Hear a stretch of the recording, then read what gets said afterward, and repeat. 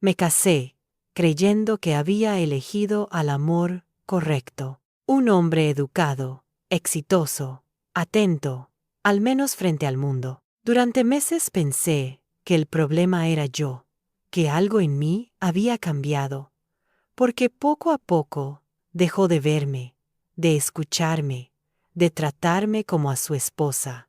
Cuando empezó a usar el dinero para humillarme, entendí que no estaba perdiendo un matrimonio, estaba perdiendo un lugar. Y cuando pidió el divorcio, no quiso dejarme nada, ni la casa, ni la estabilidad, ni siquiera a nuestro hijo. Pero lo que yo aún no sabía era que el hombre al que había amado llevaba años escondiendo algo mucho más grande que su desprecio por mí, y que cuando la verdad empezó a salir a la luz, no necesité vengarme. La realidad lo hizo por mí. Cuando lo conocí, no hubo señales de alarma, no hubo historias extrañas, ni comportamientos evidentes que me hicieran dudar. Al contrario, era el tipo de hombre que encajaba perfectamente en la idea de estabilidad que yo tenía en ese momento de mi vida. Educado, trabajador, con una presencia segura que tranquilizaba a quienes lo rodeaban. Sabía escuchar, sabía esperar, sabía decir las palabras correctas en el momento exacto. Nuestro inicio fue sencillo, sin excesos, sin dramatismos. Nos conocimos a través de amigos comunes, y durante meses, nuestra relación avanzó con calma. Él se mostraba atento, respetuoso, incluso protector. Yo sentía que, por primera vez, estaba construyendo algo sólido con alguien que parecía tener los pies en la tierra. No hablaba demasiado de su pasado, pero tampoco lo ocultaba. Simplemente decía lo necesario. Yo no insistía. Confiaba. Cuando decidió que nos casáramos, no lo dudé. Todo parecía lógico. Teníamos proyectos, estabilidad económica, planes a largo plazo. La boda fue discreta, elegante, sin grandes discursos. Recuerdo a la gente diciendo que hacíamos una buena pareja. Yo también lo creía. Los primeros meses de matrimonio fueron tranquilos. No perfectos, pero normales. Vivíamos juntos, compartíamos rutinas, planes, silencios cómodos. Él seguía siendo correcto, aunque algo más distante. Yo lo atribuí al trabajo, al estrés, a la adaptación. Me dije a mí misma que todas las parejas pasan por ajustes, que el amor también se aprende a vivir en lo cotidiano. Fue después cuando empecé a notar pequeños cambios, no bruscos, no evidentes, cambios sutiles. Dejó de preguntarme cómo había sido mi día. Empezó a responder con monosílabos. Su atención se volvió intermitente. A veces estaba presente, otras parecía estar en otra parte. No discutíamos, pero tampoco conectábamos. Intenté hablarlo. Le pregunté si algo le preocupaba, si estaba cansado, si necesitaba espacio. Siempre tenía una respuesta preparada. Todo está bien. No pasa nada. Estás exagerando. Y yo le creí, o quise creerle. Con el tiempo, esa distancia se transformó en algo más frío. Empezó a hacer comentarios que antes no hacía. Pequeñas críticas disfrazadas de bromas. Observaciones sobre mi manera de vestir, de hablar, de organizar la casa. Nada grave por separado, pero constantes. Me hacían sentir incómoda, insegura. Yo trataba de corregirme, de adaptarme, de no provocar conflictos innecesarios. Cuando el dinero entró en la conversación, el tono cambió por completo. Él empezó a recordarme, de manera cada vez más frecuente, que era él quien sostenía la mayor parte de los gastos. No lo hacía gritando, sino señalando. Esto lo pago yo. Eso no es necesario. Deberíamos ser más cuidadosos. Al principio lo entendí como responsabilidad. Luego empecé a sentirlo como control. Yo trabajaba, aportaba, pero eso dejó de importar. Cada decisión económica debía pasar por él. Cada gasto debía justificarse. Y cada desacuerdo terminaba con la misma frase. Al final, yo soy el que se encarga de esto. Esa frase se convirtió en una frontera invisible. Yo estaba dentro de la casa, pero fuera del poder. Empecé a desaparecer dentro de mi propio matrimonio, a hablar menos, a preguntar menos, a existir menos. Me convencí de que era una etapa, de que todo mejoraría si yo era más paciente. Me repetía que no todos los problemas se resuelven confrontando, que a veces hay que esperar. Fue en ese contexto cuando quedé embarazada.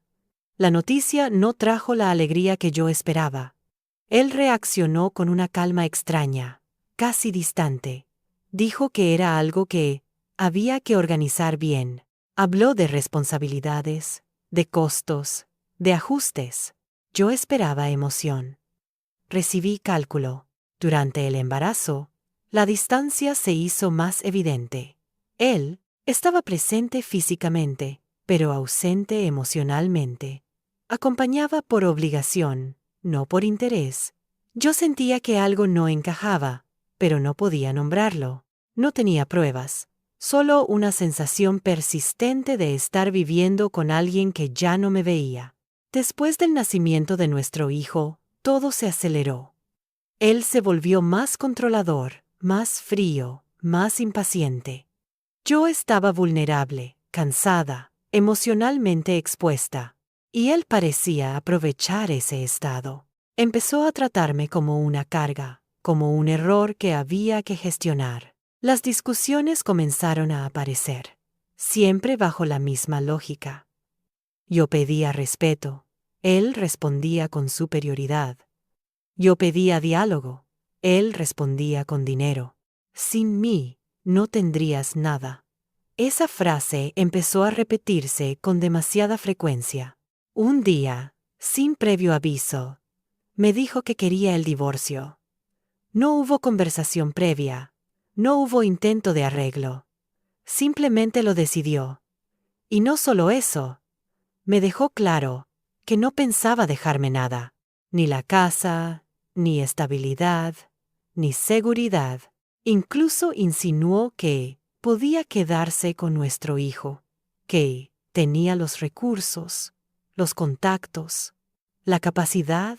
Ese fue el momento en que entendí que ya no estaba frente a un matrimonio fallido, sino frente a alguien que había estado ocultando su verdadera forma de ver el mundo. Yo era un elemento reemplazable, prescindible, controlable. A partir de ese día, el proceso se volvió una batalla silenciosa. Él se mostró seguro, dominante, convencido de que tenía todas las cartas. Yo, por fuera, parecía derrotada. No discutía, no gritaba, no amenazaba. Simplemente observaba, porque algo dentro de mí empezó a cambiar. Empecé a notar incoherencias, detalles que antes había ignorado, conversaciones que no cerraban, ausencias que no se explicaban, comportamientos que, vistos en conjunto, dibujaban un perfil distinto al que yo había aceptado durante años. No sabía exactamente qué era, solo sabía que no era normal y que no estaba loca por sentirlo. Mientras él preparaba el divorcio como una operación limpia, yo empecé a entender que no todo estaba bajo su control, que había cosas que no podía comprar, que había verdades que, tarde o temprano, encuentran su camino. Y sin saberlo, mientras me empujaba hacia el borde, él mismo estaba dejando huellas. Huellas que yo aprendí a seguir sin hacer ruido. El amor con el que había empezado esta historia ya no existía. En su lugar, había algo mucho más peligroso. Una máscara que empezaba a resquebrajarse. Y yo estaba ahí para verlo. El inicio del proceso de divorcio no fue como yo imaginaba.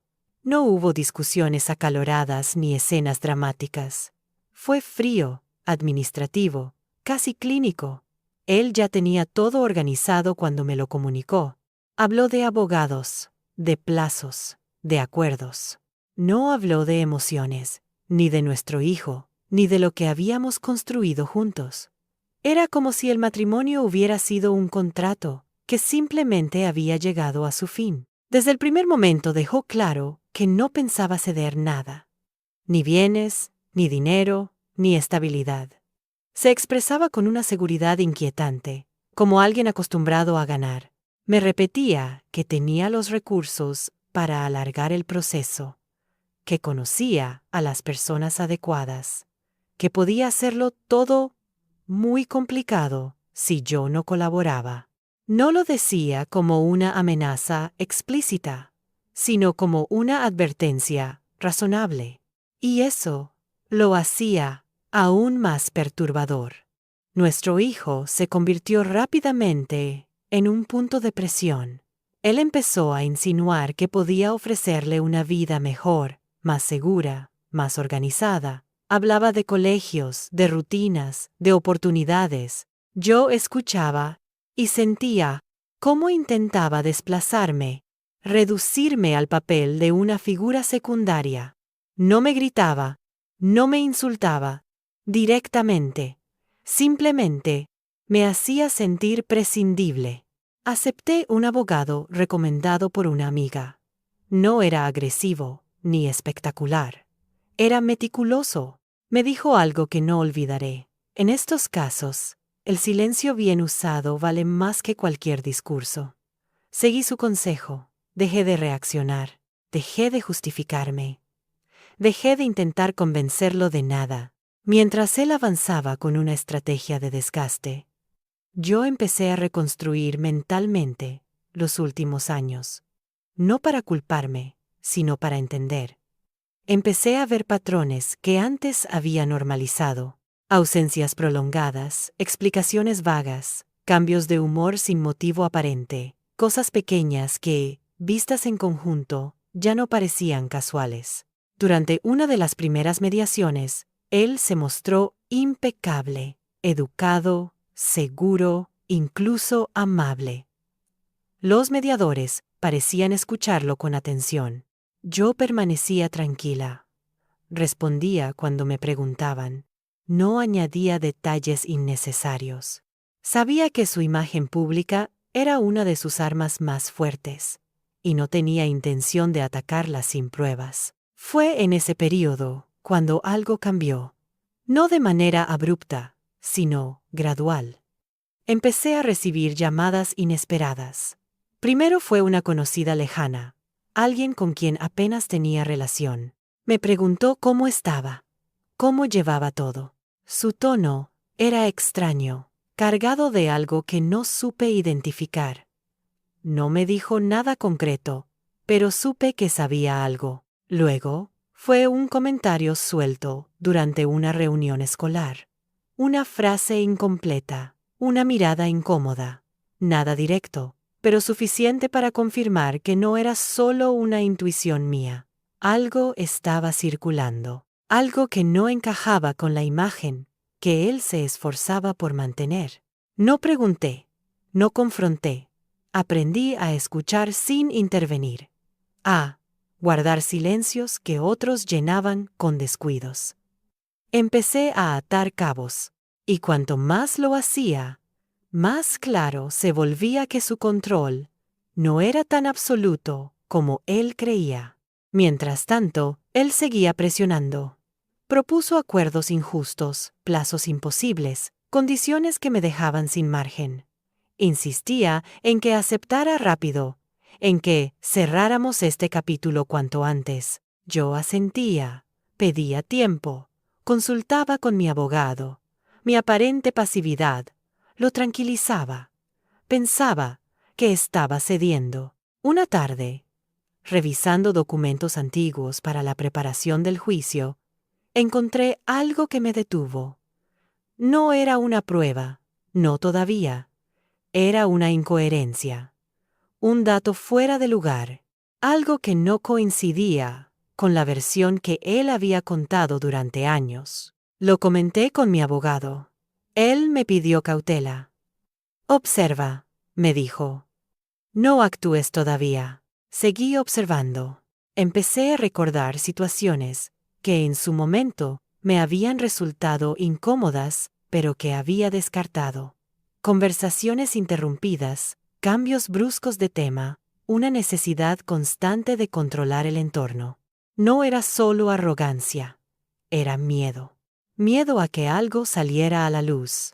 El proceso judicial avanzaba lentamente. Él empezó a mostrarse más impaciente. Su tono se endureció. Las advertencias se volvieron más claras. Me habló de consecuencias, de errores irreversibles. Yo seguía, sin reaccionar, porque cuanto más presionaba, más evidente se volvía su fragilidad. Fue entonces cuando recibí una llamada que lo cambió todo. No diré de quién venía ni qué se dijo exactamente. No es necesario. Lo importante es que confirmó mis sospechas, no con detalles, no con acusaciones explícitas, sino con una certeza imposible de ignorar. El hombre con el que me había casado no era quien decía ser. No sentí rabia, sentí claridad. Una claridad fría, precisa. Entendí que el divorcio no era el final de algo, sino el principio de una verdad que había estado enterrada demasiado tiempo. A partir de ese momento, mi actitud cambió, aunque por fuera nadie lo notó. Dejé de pensar en términos de pérdida. Dejé de preocuparme por lo que él podía quitarme. Empecé a pensar en términos de protección, de límites, de futuro. Mi abogado me pidió paciencia. Me dijo que el sistema tiene sus tiempos, que las cosas bien hechas no se fuerzan. Yo acepté. Sabía que apresurarme sería un error. Él, en cambio, empezó a cometerlos uno tras otro. Se expuso más. Habló de más. Confió en personas equivocadas. Su necesidad de control se volvió visible. Y eso llamó la atención de quienes hasta entonces no habían querido mirar demasiado de cerca. El divorcio seguía su curso, pero ya no era solo un trámite legal. Se estaba convirtiendo en un escenario donde su propia máscara empezaba a resquebrajarse. Y él no lo veía venir. Yo sí, porque había aprendido algo fundamental durante esos meses de silencio. Cuando alguien ha construido su poder sobre secretos, no necesita que lo enfrenten. Basta con que el entorno deje de protegerlo. Y eso estaba empezando a ocurrir. A partir de ese punto, todo empezó a moverse de una manera distinta. No porque yo hiciera algo visible, sino porque dejé de ignorar lo que siempre había estado ahí. Cada gesto, cada reacción suya, cada silencio prolongado, empezó a tener sentido dentro de un patrón que antes no me había permitido ver.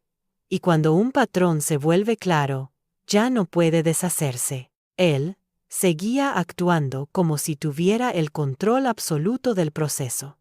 En las reuniones hablaba con seguridad, hacía bromas calculadas, se mostraba razonable. Frente a los abogados y mediadores, mantenía la imagen de un hombre equilibrado, preocupado por el bienestar de su hijo y por una separación civilizada, pero en privado, su comportamiento se volvía cada vez más errático. Empezó a llamarme fuera de horario, a enviar mensajes innecesarios, a exigir respuestas inmediatas. No eran amenazas abiertas, pero sí intentos constantes de marcar territorio. Cada contacto tenía un subtexto. Recordarme que él seguía siendo quien decidía el ritmo. Yo respondía poco y con precisión, sin explicaciones, sin emociones. Eso parecía irritarlo, más que cualquier confrontación directa. En paralelo, las señales externas se multiplicaban. Personas que antes apenas me saludaban, empezaron a mirarme con una curiosidad distinta. No hacían preguntas claras, pero sus silencios decían más que cualquier palabra. Había información circulando, fragmentada, incompleta, pero suficiente para generar incomodidad. Él lo percibía. Y ese era su punto débil. Un día, durante una audiencia menor, cometió un error que nadie esperaba. Respondió de forma desproporcionada a una pregunta sencilla. Elevó la voz, se mostró a la defensiva, acusó implícitamente a quienes dudaban de él. Fue un momento breve, pero significativo. La sala quedó en silencio. Yo bajé la mirada. Sabía que ese instante no pasaría desapercibido. Después de esa audiencia, su abogado pidió una pausa. Algo había cambiado. El discurso seguro empezaba a resquebrajarse. Yo no celebré. Me limité a observar, porque sabía que cuanto más intentara corregir esa imagen, más evidente se volvería la grieta. En casa, la tensión era constante. Aunque ya no vivíamos juntos, cada intercambio relacionado con nuestro hijo estaba cargado de una hostilidad contenida. Él cuestionaba mis decisiones, mis horarios, mis prioridades. Yo respondía con hechos, documentaba todo, no para atacarlo, sino para protegerme. Fue en ese contexto cuando apareció una segunda confirmación. No una acusación directa, no una prueba formal, sino una coincidencia imposible de ignorar.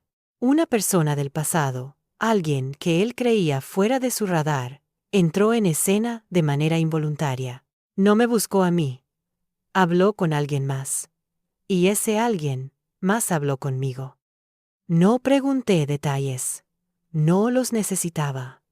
Bastaba con entender que la historia que él había construido tenía fisuras profundas. Y que esas fisuras no eran recientes. Llevaban años ahí. Empecé a comprender por qué su necesidad de control había sido siempre tan extrema. ¿Por qué reaccionaba con tanta agresividad ante la mínima pérdida de poder? No era solo arrogancia. Era miedo. Miedo a que alguien mirara donde no debía. Mientras tanto, el proceso judicial avanzaba. Él seguía presionando para cerrar rápido. Propuso un acuerdo final que me dejaba prácticamente sin nada. Lo presentó como una oportunidad generosa. Para evitar problemas, dijo, para pensar en el niño. Yo pedí tiempo. Su impaciencia fue evidente. Mi abogado me miró con atención cuando le llevé los nuevos elementos. No todos eran utilizables legalmente, pero todos eran relevantes estratégicamente. Me pidió que mantuviera la calma, que no reaccionara, que dejara que él siguiera creyendo que el terreno era seguro. Y así lo hice. Él, confiado, empezó a descuidarse. Hablaba más de la cuenta. Subestimaba a las personas que lo rodeaban. Daba por sentado que su imagen pública lo protegería de cualquier cuestionamiento. No entendía que las imágenes, cuando se sostienen sobre secretos, son frágiles. Una tarde, durante una conversación tensa, me dijo algo que confirmó todo. Me acusó de estar inventando cosas, de querer arruinarle la vida, de buscar venganza. Su tono era casi desesperado. Yo lo miré y le respondí con tranquilidad. No estoy inventando nada. Yo solo estoy escuchando. Esa frase lo descolocó, porque implicaba que el control ya no estaba en sus manos. A partir de ahí, su comportamiento cambió de forma drástica. Pasó de la soberbia a la paranoia. Sospechaba de todos. Revisaba conversaciones. Cancelaba reuniones. Intentaba anticiparse a problemas que nadie había planteado aún. Cada movimiento suyo era una reacción, no una estrategia. En contraste, mi posición se fortalecía, no porque yo ganara poder, sino porque dejé de estar a la defensiva. Ya no me sentía pequeña ni amenazada. Sabía que la verdad no necesitaba ser empujada. Solo necesitaba espacio. El juez empezó a hacer preguntas más precisas. No sobre el divorcio en sí, sino sobre conductas, rutinas, coherencias. Nada explícito, nada acusatorio, pero suficiente para marcar un cambio de enfoque. Él lo notó. Yo también. Nuestro hijo se convirtió en el centro real de mis decisiones. Ya no pensaba en términos de victoria o derrota. Pensaba en protección, en estabilidad, en futuro. Y eso me dio una claridad que él no tenía, porque su prioridad seguía siendo no perder. En una de las últimas reuniones antes de una audiencia clave, él perdió completamente la compostura. No gritó, no insultó. Algo peor. Se contradijo. Dio dos versiones distintas de un mismo hecho. Los presentes se miraron entre sí. Yo permanecí en silencio. Sabía que ese tipo de errores no se corrigen fácilmente. Cuando salimos, su abogado evitó mi mirada. Supe entonces que el proceso había entrado en una fase irreversible. Ya no se trataba de un divorcio desigual, se trataba de alguien cuya identidad pública empezaba a colapsar bajo el peso de sus propias inconsistencias. Yo no sentí alivio, sentí determinación, porque entendí que la parte más difícil aún estaba por venir. Cuando la verdad se acerca, quienes la esconden suelen reaccionar de manera impredecible. Y yo debía estar preparada, porque el hombre que había construido su vida sobre el control estaba empezando a perderlo. Y cuando eso ocurre, el silencio deja de ser pasivo y se convierte en una fuerza. El momento en que la verdad empezó a filtrarse en el proceso oficial no fue espectacular ni inmediato. No hubo acusaciones directas ni titulares escandalosos.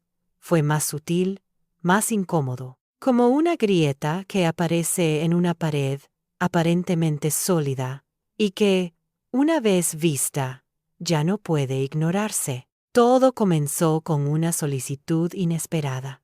El tribunal pidió información adicional, nada extraordinario en apariencia, pero lo suficiente como para alterar el equilibrio que él había construido con tanto cuidado. Su reacción fue desproporcionada. Llamadas urgentes a su abogado, correos enviados fuera de horario, intentos evidentes de adelantarse a preguntas que aún no se habían formulado. Yo observaba desde la distancia. Ya no necesitaba confirmar nada. Cada uno de sus movimientos hablaba por sí solo. Mientras más intentaba controlar la narrativa, más evidente se volvía que algo no encajaba. En una reunión posterior, el tono cambió. Los profesionales dejaron de tratarlo como una figura incuestionable. Empezaron a pedir aclaraciones, a repreguntar, a detenerse en detalles que antes parecían irrelevantes. Él respondía, pero su seguridad ya no era la misma. Se notaba tenso, rígido, como alguien que repite una historia demasiadas veces por miedo a equivocarse. Yo, en cambio, me limité a responder lo que se me preguntaba, sin adornos, sin interpretaciones. Aprendí que la verdad, cuando se presenta sin dramatismo, tiene un peso propio. No necesita exagerarse para ser tomada en serio. El tema de nuestro hijo volvió al centro de la conversación. Él insistía en mostrarse como la opción más estable, más organizada, más adecuada. Hablaba de rutinas, de recursos, de estructura, pero cada vez que se le pedía explicar ciertos aspectos de su comportamiento pasado, evitaba profundizar, desviaba, simplificaba, y eso no pasó desapercibido. Fue entonces cuando apareció un documento que nadie esperaba. No era una prueba concluyente, pero sí una contradicción directa con una de sus declaraciones previas, algo menor en apariencia, pero devastador en contexto. Su abogado pidió un receso inmediato. Yo me mantuve sentada, en silencio. Sabía que ese momento no se podía forzar. Tenía que desplegarse solo. Después de esa sesión, su actitud cambió por completo. Pasó de la presión constante a una cortesía forzada, de las advertencias veladas a los intentos de conciliación. Me habló de cerrar este capítulo en paz, de pensar en el bienestar emocional de todos. El cambio era tan abrupto que resultaba casi transparente.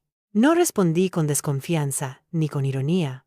Respondí con distancia, porque entendí que cuando alguien cambia de estrategia tan rápido, no es por reflexión, sino por miedo. Mientras tanto, yo fortalecía mi posición de manera silenciosa. No buscaba venganza ni exposición pública. Buscaba protección. Para mí y para mi hijo.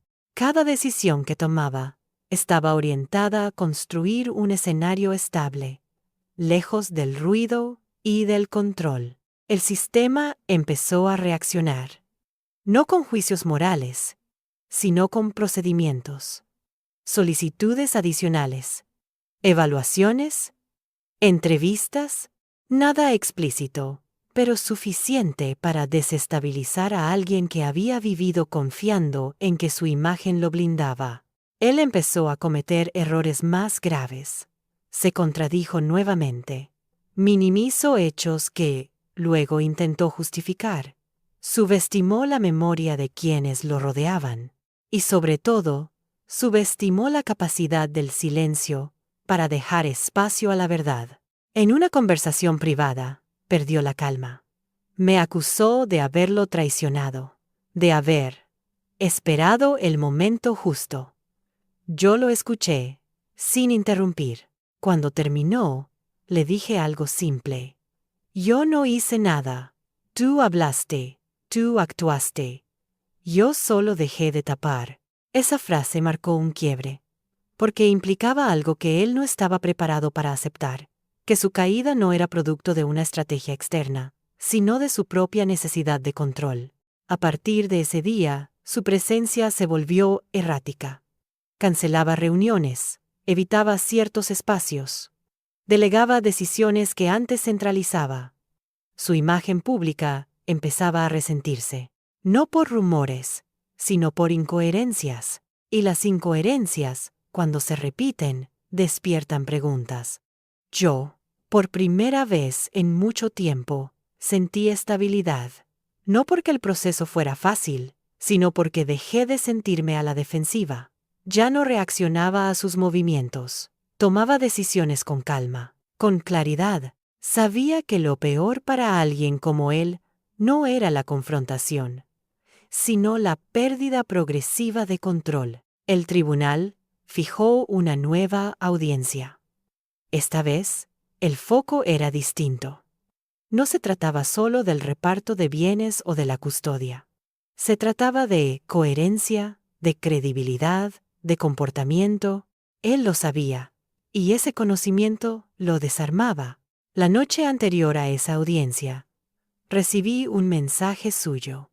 No una amenaza, no una súplica, una mezcla confusa de ambas. Hablaba de errores, de malentendidos, de oportunidades perdidas. No respondí, porque entendí que algunas conversaciones llegan demasiado tarde. Al día siguiente, entramos a la sala con posiciones muy distintas. Él parecía agotado. Yo me sentía firme, no orgullosa, no vengativa, firme, porque sabía que había hecho lo único que realmente estaba en mis manos. No mentir, no exagerar, no ocultar. La audiencia avanzó con preguntas precisas. Algunas de ellas lo incomodaron visiblemente. Otras lo obligaron a explicar conductas que hasta entonces había naturalizado. Cada respuesta suya abría una nueva grieta. Yo observaba, consciente, de que ese proceso no se podía detener. Al salir, su abogado pidió hablar conmigo. Me dijo algo breve, casi mecánico. Las cosas han cambiado. Yo asentí. Lo sabía, porque cuando alguien construye su poder sobre el silencio ajeno, basta con que ese silencio se retire para que todo empiece a caer. Y lo que estaba cayendo ya no podía sostenerse. Después de aquella audiencia, nada volvió a ser estable para él. No de manera visible al principio, pero sí profunda. Era como si el terreno, sobre el que había caminado con tanta seguridad durante años, empezara a ceder lentamente bajo sus pies. No cayó de golpe, se fue hundiendo. Y ese proceso, silencioso y progresivo, fue lo que más lo descolocó. En los días siguientes, su actitud oscilaba entre una calma artificial y una ansiedad mal disimulada. A veces se mostraba colaborador, incluso amable. Otras veces, reaparecía el tono controlador, las insinuaciones, los intentos de recuperar una autoridad que ya no funcionaba. Yo observaba cada cambio con atención, no para reaccionar, sino para entender hasta qué punto había perdido el control de sí mismo. El sistema seguía avanzando, indiferente a sus estados emocionales. Nuevas evaluaciones, nuevas solicitudes, nuevas entrevistas. Cada una de ellas requería coherencia, continuidad, memoria, y eso era exactamente lo que él empezaba a perder. No porque no supiera qué decir, sino porque llevaba demasiado tiempo sosteniendo versiones distintas según el contexto. En una de esas entrevistas, cometió un error especialmente grave. No fue una mentira directa, sino una omisión. Un detalle que consideró irrelevante, pero que contrastaba con una declaración anterior. El profesional a cargo lo notó de inmediato. Hizo una pausa. Repreguntó. Él dudó. Ese segundo de vacilación fue suficiente. Cuando me informaron de ese momento, no sentí alivio. Sentí confirmación. Ya no se trataba de intuiciones ni de sospechas. Se trataba de hechos que empezaban a alinearse sin que yo tuviera que forzarlos. Mientras tanto, él empezó a hablar de acuerdos alternativos. Propuso nuevas condiciones, más flexibles. Intentó negociar aspectos que antes había considerado innegociables. Presentó estos cambios como gestos de buena voluntad. Pero el timing lo decía todo. No eran gestos. Eran intentos de contención. Yo acepté escuchar, pero no me comprometí a nada, porque entendí que cualquier decisión apresurada podía desarmar el proceso que, por primera vez, estaba funcionando a mi favor. Mi abogado coincidió. Ahora es cuando menos hay que moverse, me dijo. Deja que las cosas sigan su curso. Él, en cambio, no sabía esperar. Su necesidad de cerrar, de controlar, de anticiparse, lo empujaba a actuar cuando lo más prudente habría sido callar. Cada movimiento suyo generaba nuevas preguntas. Cada intento de corrección abría una nueva duda. En lo personal, yo atravesaba un cambio profundo, no externo, sino interno. Dejé de definirme por lo que había perdido o por lo que él intentaba quitarme. Empecé a definirme por lo que estaba construyendo. Una rutina estable para mi hijo, un entorno previsible, decisiones tomadas sin miedo. Ese cambio se notaba. Las personas que me rodeaban empezaron a tratarme de otra manera. No con lástima, sino con respeto. Yo ya no pedía comprensión, proyectaba firmeza. Y eso alteró aún más el equilibrio que él intentaba sostener. En una conversación, particularmente tensa, me pidió que pensara bien mis próximos pasos. Dijo que todavía podía complicarse todo. No levantó la voz. No fue agresivo. Fue condescendiente. Yo lo miré Y le respondí con calma, que ya estaba pensando muy bien cada paso. Esa respuesta lo desarmó, porque no encajaba con el rol que él me había asignado durante años. Poco después, surgió un nuevo elemento. Esta vez, no era un rumor ni una insinuación. Era una observación formal dentro del proceso.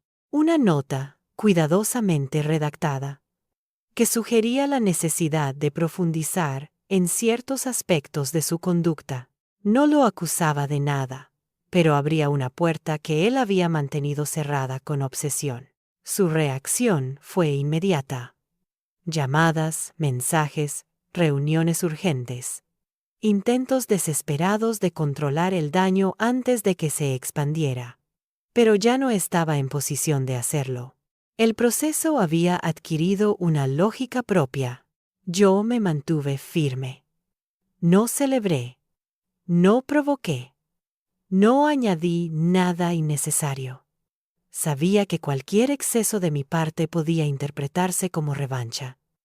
Y no quería eso. Quería claridad. Protección. Cierre real. En casa, por primera vez en mucho tiempo, respiré con tranquilidad. No porque todo estuviera resuelto, sino porque dejé de sentir la amenaza constante. Mi hijo estaba tranquilo. Yo estaba presente. Eso era lo que importaba. Él, en cambio, empezaba a mostrar signos claros de desgaste. Su imagen pública se resintió. No por escándalos, sino por inconsistencias. Personas que antes lo defendían empezaron a distanciarse. No querían involucrarse. No querían hacerse preguntas incómodas. En una última reunión antes de una decisión clave, lo vi diferente. No derrotado, pero sí desorientado. Hablaba más despacio. Evitaba ciertas miradas. Medía cada palabra con un cuidado excesivo. Ese cambio, lejos de favorecerlo, lo hacía parecer inseguro. Cuando terminó la reunión, se acercó y me dijo algo que jamás pensé escuchar de él. No fue una disculpa, fue una justificación. Habló de presión, de errores, de situaciones malinterpretadas. Yo lo escuché sin interrumpir. Cuando terminó, no respondí, porque entendí que no buscaba diálogo, buscaba absolución. Y yo no estaba ahí para otorgarla. Ese fue el momento en que comprendí que el final ya no dependía de mí ni de él. Dependía de un proceso que había empezado a ver lo que durante años había permanecido oculto. El control que él había ejercido se estaba deshaciendo, no por un acto de venganza, sino por la acumulación de verdades no dichas. Y cuando esas verdades empiezan a salir, no hay acuerdo ni estrategia que pueda detenerlas. El punto de no retorno no llegó con un gran anuncio ni con una escena pública.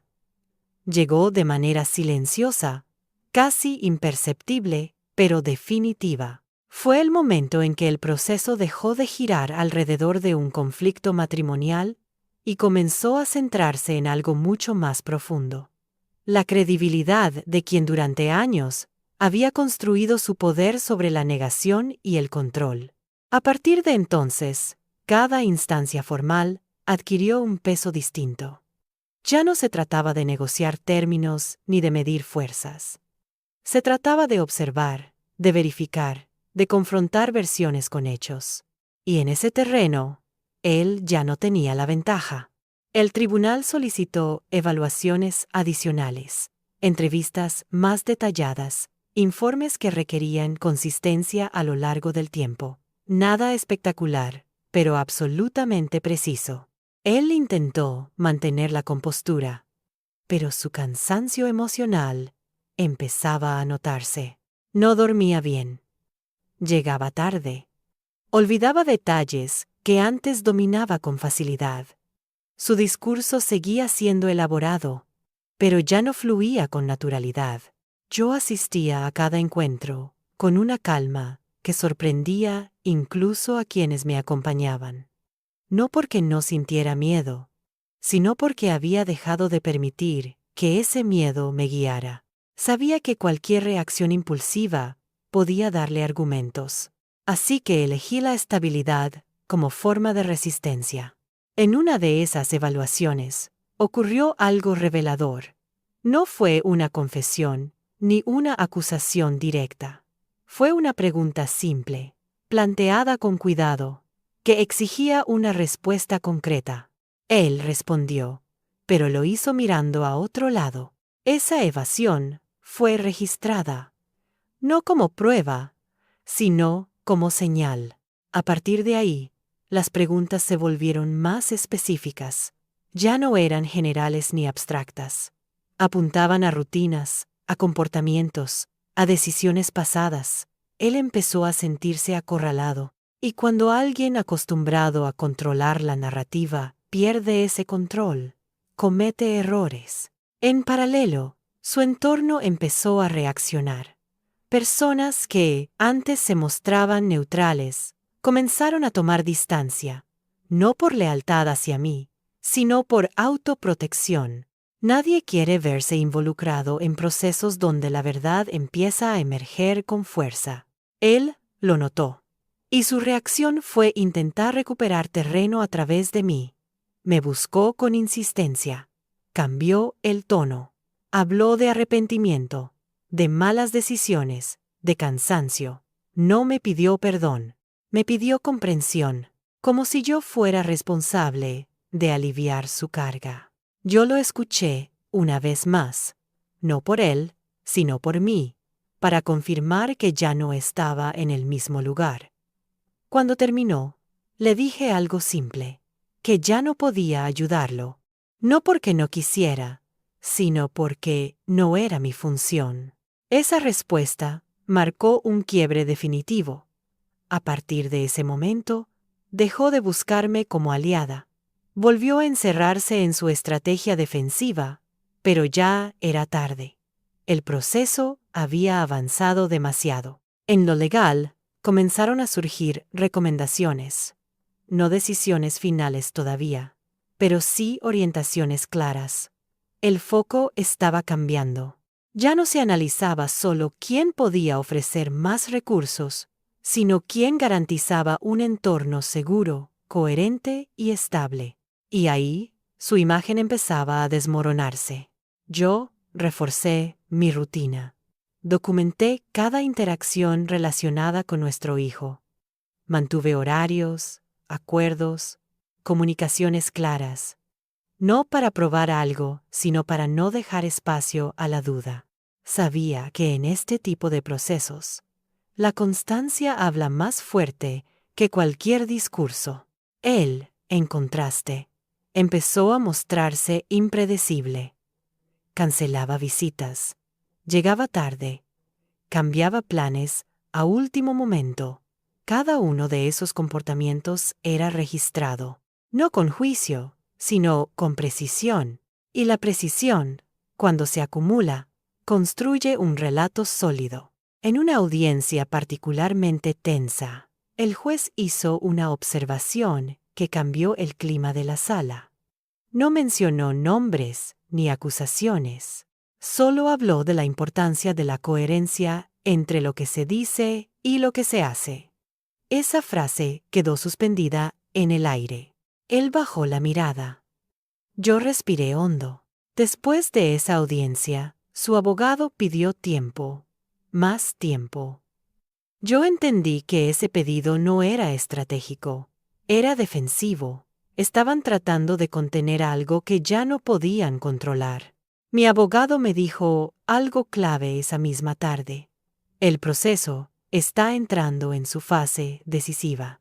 Ahora es cuando más tranquila tienes que estar. Seguí su consejo. Me concentré en lo esencial, en mi hijo, en mi estabilidad, en no desviarme del camino que había elegido. Él, en cambio, parecía atrapado en una espiral. Intentaba corregir errores pasados sin reconocerlos. Quería avanzar sin mirar atrás. Pero el sistema no funciona así. Cada omisión cada contradicción, cada evasión, se sumaba a un expediente que ya no podía ignorarse. Un día recibí una notificación que confirmó mis sospechas. No era una sentencia. No era una resolución final. Era una indicación clara de que el proceso iba a profundizar en aspectos que él había intentado mantener fuera del alcance. No supe cómo reaccionaría él al recibirla, pero lo imaginé. Y no me equivoqué. Esa noche me llamó. Su voz era distinta. No había arrogancia. No había control.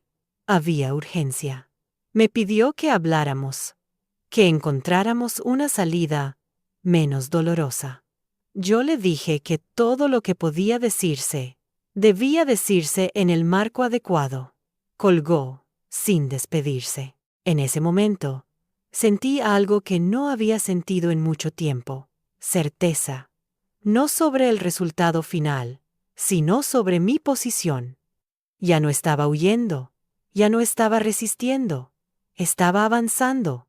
El camino hacia el cierre aún era largo, pero el punto de no retorno ya había sido cruzado. Él lo sabía. Yo también. Porque cuando la verdad empieza a tomar forma, dentro de un proceso que ya no puede ignorarla, el final deja de ser una posibilidad y se convierte en una consecuencia. Y esa consecuencia se acercaba. La etapa siguiente no llegó con una explosión, sino con una claridad incómoda. Fue el momento en que el sistema dejó de observar en silencio y empezó a posicionarse, no con juicios definitivos aún, pero sí con señales claras de hacia dónde se inclinaba la balanza. Y esas señales ya no lo favorecían. Él comenzó a recibir notificaciones más frecuentes, solicitudes de información complementaria, aclaraciones específicas, entrevistas que no podían posponerse. Cada una de ellas exigía precisión, coherencia y calma. 3 cosas que, en ese punto, ya no le resultaban naturales. Su cansancio era evidente, no solo físico, sino mental. La tensión constante empezaba a erosionar su capacidad de sostener versiones paralelas. En una de esas instancias, se mostró particularmente irritable. No perdió el control de forma abierta, pero su incomodidad era palpable. Respondía rápido, demasiado rápido, como si temiera el silencio. Y el silencio, en ese contexto, era exactamente lo que más lo desarmaba. Yo seguía, presentándome de la misma manera, puntual, clara, sin adornos. Respondía lo que sabía. Admitía lo que no recordaba con exactitud. No intentaba llenar vacíos. Esa honestidad simple contrastaba con su discurso elaborado, y cada vez más frágil. La diferencia empezó a notarse. Fue entonces cuando apareció un elemento externo que aceleró el proceso. No una denuncia directa, no un escándalo público, sino una revisión interna. Una evaluación que no buscaba culpables, sino patrones. Y los patrones, cuando se analizan con distancia, hablan por sí solos. Él reaccionó mal a esa revisión. La consideró injusta, innecesaria, exagerada. Expresó su molestia de manera formal, pero con un tono que dejaba ver su desesperación. Para alguien acostumbrado a imponer condiciones, verse sometido a un análisis que no podía controlar resultaba insoportable. Mientras tanto, yo fortalecía cada aspecto de mi vida cotidiana, no por estrategia, sino por necesidad. Mi hijo necesitaba estabilidad real, no promesas. Necesitaba rutinas claras, presencia constante, un entorno previsible. Y yo se lo estaba dando, sin ruido, sin discursos. Ese contraste empezó a pesar. No solo en el expediente, sino en la percepción general. Las personas involucradas en el proceso ya no se limitaban a evaluar declaraciones aisladas, empezaban a observar conductas sostenidas en el tiempo. Y ahí, la diferencia era evidente. Él intentó una última maniobra de control. Propuso una mediación privada, fuera del marco habitual. Habló de cerrar el conflicto de manera discreta, de evitar exposiciones innecesarias. El mensaje era claro. Quería contener el daño antes de que se expandiera. Yo rechacé la propuesta con respeto, pero con firmeza. No porque quisiera prolongar el conflicto, sino porque entendí que esa vía solo buscaba protegerlo a él. Esa negativa lo afectó más de lo que esperaba. Empezó a mostrarse errático incluso en espacios donde antes se sentía seguro. Cometió errores de forma, olvidó plazos, envió documentos incompletos. Cada uno de esos fallos era registrado, no como castigo, sino como evidencia de un desgaste que ya no podía ocultarse. En una audiencia clave, ocurrió algo que marcó un antes y un después.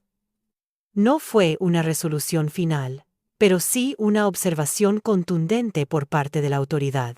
Se habló de la necesidad de priorizar el bienestar emocional y psicológico del menor por encima de cualquier otra consideración. Esa frase, pronunciada con calma, tuvo un efecto inmediato. Él se tensó. Yo supe que ese era el eje que definiría todo lo que vendría después. A partir de ese día, su discurso cambió. Dejó de centrarse en recursos y empezó a hablar de intenciones, de buenas voluntades, de planes futuros vagos. Pero las intenciones, sin respaldo en hechos, ya no tenían peso. El proceso había avanzado demasiado. Yo sentí, por primera vez, que no estaba sola frente a él. No porque alguien me defendiera explícitamente, sino porque el sistema empezaba a ver lo que yo había vivido durante años. No desde la emoción, sino desde la coherencia. En privado, él comenzó a mostrar signos claros de colapso. Llamadas nocturnas, mensajes contradictorios, intentos de reabrir conversaciones cerradas. Yo mantuve distancia, no por frialdad, sino por cuidado. Sabía que cualquier intercambio, fuera de lugar, podía complicar lo que ya estaba encaminado. Mi abogado fue claro. Estamos entrando en la recta final. Todo lo que ocurra ahora será determinante. Esa advertencia me hizo más consciente de cada decisión. No había margen para impulsos ni para errores. El entorno de él también empezó a cambiar. Personas que antes lo apoyaban comenzaron a retirarse. No querían involucrarse. No querían ser parte de algo que ya no parecía defendible. Esa soledad progresiva lo afectó más que cualquier resolución judicial. Yo, en contraste, me sentía cada vez más centrada. No feliz, no eufórica, centrada. Había aprendido a distinguir entre justicia y revancha, y sabía que lo que estaba ocurriendo no era venganza, era consecuencia. En una de las últimas instancias antes del cierre, se solicitó una evaluación final, no para acusar, sino para confirmar. Ese pedido fue recibido con seriedad, y con él, la certeza de que el proceso ya no podía retroceder. Esa noche, mientras preparaba documentos y revisaba notas, pensé en todo lo que había pasado, en la mujer que había sido al inicio de esta historia, en el miedo, en la confusión, en el silencio impuesto, y entendí que, aunque el final aún no había llegado, yo ya no era la misma. Había atravesado el umbral más difícil, dejar de justificar, dejar de dudar, dejar de minimizar lo que había vivido. Y eso, más allá de cualquier resultado legal, ya era una forma de victoria. El cierre se acercaba, no como un acto dramático, sino como una consecuencia inevitable de todo lo que se había revelado. Él lo sabía. Yo también. Y en ese silencio previo al final, comprendí algo esencial. Cuando la verdad se sostiene el tiempo suficiente, No necesita ser defendida. Se impone sola. El final no llegó con una sentencia leída en voz alta, ni con una reacción visible. No hubo gritos, ni lágrimas, ni discursos triunfales. Llegó de una forma mucho más coherente con todo lo que había ocurrido antes. En silencio, con firmeza, y sin posibilidad de marcha atrás. La decisión fue comunicada de manera clara y directa. No hacía falta interpretarla. No había ambigüedad. El proceso había evaluado hechos, conductas, coherencias y omisiones, y el resultado reflejaba exactamente eso. No se trataba de castigar, sino de proteger. No se trataba de ganar, sino de garantizar un entorno seguro, estable y creíble. Él recibió la resolución con una quietud extraña. No protestó, no discutió, no reaccionó. Su rostro no mostraba sorpresa, sino algo más profundo, reconocimiento, como si, en el fondo, siempre hubiera sabido que ese momento llegaría, que ninguna estrategia puede sostenerse indefinidamente cuando se construye sobre el control y el silencio ajeno. Yo escuché cada palabra con atención. No sentí euforia. No sentí alivio inmediato. Sentí cierre. Un cierre real, no simbólico. Por primera vez, desde el inicio de todo, su poder dejó de definir mi vida. Las condiciones quedaron establecidas con claridad. Custodia, responsabilidades, límites. Todo estaba escrito de forma precisa. No había espacio para interpretaciones ni para maniobras posteriores. El sistema había hablado. Y había hablado con coherencia. Él intentó decir algo al final. No una queja, no una amenaza. Una frase vaga sobre cómo habían salido las cosas. Yo no respondí. No porque no tuviera nada que decir, sino porque ya no era necesario. Algunas conversaciones pierden sentido cuando llegan demasiado tarde. Al salir, no sentí la necesidad de mirar atrás. No por orgullo, sino por convicción. Sabía que ese capítulo estaba cerrado, no solo legalmente, sino emocionalmente. Ya no cargaba con explicaciones, ni con dudas, ni con la necesidad de ser comprendida por alguien que nunca había querido escuchar.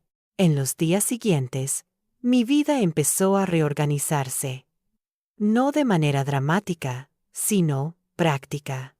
Rutinas claras, decisiones simples, prioridades definidas. Mi hijo se adaptó con una naturalidad que me confirmó que había tomado el camino correcto. La estabilidad, cuando es real, se nota incluso en el silencio. Él desapareció poco a poco de mi horizonte. No físicamente, sino simbólicamente. Dejó de ser el centro de mis pensamientos, de mis miedos, de mis decisiones. Se convirtió en alguien del pasado, no en un enemigo, no en una sombra, simplemente en alguien que ya no tenía acceso a mi presente. Con el tiempo, entendí que la verdadera venganza no había sido exponerlo ni derrotarlo públicamente. Había sido no convertirme en lo que él esperaba, no reaccionar con violencia, no caer en el caos, no perderme en la rabia. Había sido sostenerme, esperar, observar y permitir que la verdad encontrara su lugar sin forzarla. Muchas personas me preguntaron después cómo había tenido tanta paciencia.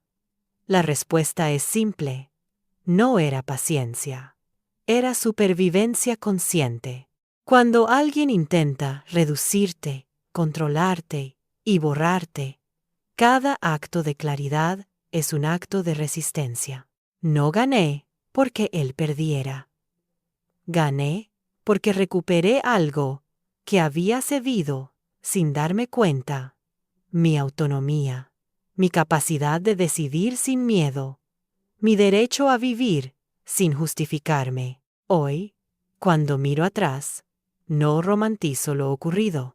No fue una lección bonita, ni un proceso inspirador. Fue duro, fue solitario, fue injusto durante mucho tiempo, pero también fue revelador. Me enseñó que el silencio no siempre es debilidad.